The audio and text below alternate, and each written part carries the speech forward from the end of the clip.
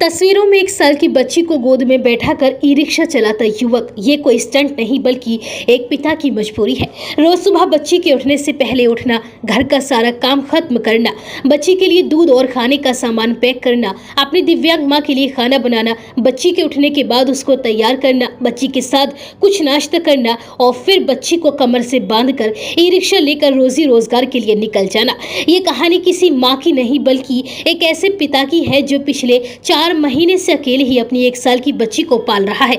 पिता होने के साथ साथ वह मां होने का भी फर्ज निभा रहा है। पत्नी की मौत के बाद उसके ऊपर बच्ची, घर और दिव्यांग मां की जिम्मेदारी आ गई है, जिसे वो बखूबी निभा रहा है। उसकी बच्ची भी रोज उसके साथ लगभग 50 किलोमीटर का सफर तय करती है। ई रिक्शा चलाने वाले युवक का नाम कमलेश वर्मा है, जो उत्तर प्रदेश के बलिया का रहने वाला है। कमलेश की उम्र 32 साल है। उसकी 1 साल की बेटी का नाम सरस्वती है। कमलेश की पत्नी का नाम रेवती था, जिसकी उम्र 30 साल थी। सरस्वती 8 महीने की ही थी जब रेवती की मौत हो गई थी। तब से कमलेश ही सरस्वती की मां और पिता दोनों बन गया है। कमलेश बलिया जिले के दोकटी थाना के चिरंजी छपरा में रहता है। अपनी कहानी बताते हुए कमलेश ने बताया कि मेरी शादी 3 साल पहले हुई थी। तब मैं कारखाने में काम करता था। महीने का 8 से 10 हजार रुपए मिल जाया करते थे। इतनी कमाई में ही हमारा खर्च चल जाता था। हंसी खुशी परिवार चलना शुरू हो गया था। लेकिन मेरी पत्नी के मायके पक्ष में जमीन को लेकर कुछ विवाद चलता रहता था, जिसको लेकर वो अक्सर परेशान रहा करती थी। महीने में वह कई बार मायके जाया करती थी।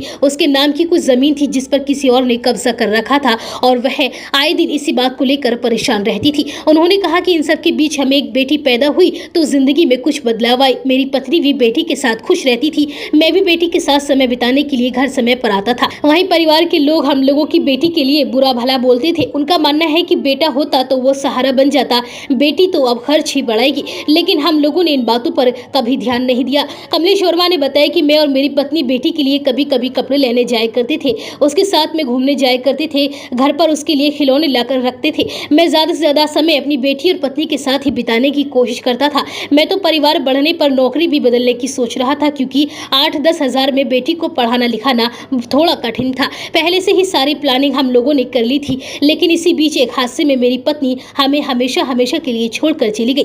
वहीं से सब कुछ रुक गया। घर पर मेरी माँ है जो दिव्यांग है, वो बेटी की देखभाल नहीं कर सकती। माँ चल नहीं पाती है और साथ ही उसको आंखों से भी दिखाई नहीं देता है। वो कैसे ही मेरी बेटी को संभाल पाती। मैं अपनी बड़ी भाभी से बेटी की देखभाल करने के लिए कहा, लेकिन उन्होंने मना कर दिया।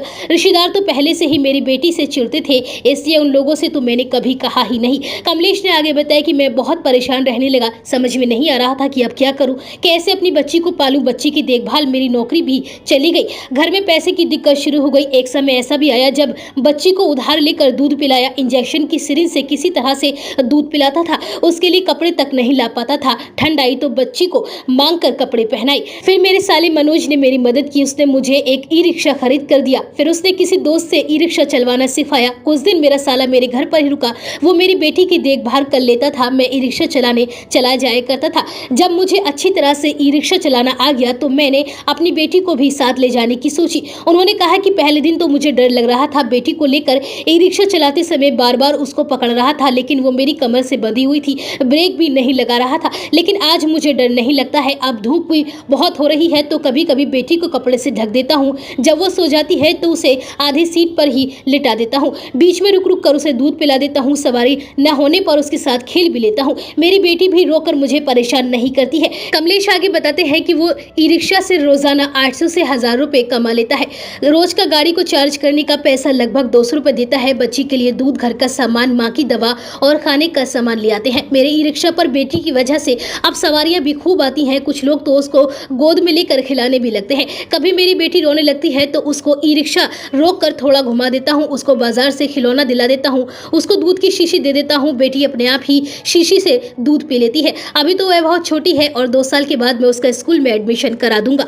वह बताते हैं कि मैं अपनी बेटी को लेकर बहुत खुश हूँ और मैं उसको पढ़ा लिखा कर उसकी अच्छी परवरिश करना चाहता हूँ और बताना चाहता हूँ कि मेरी बेटी मुझ पर बोझ नहीं है।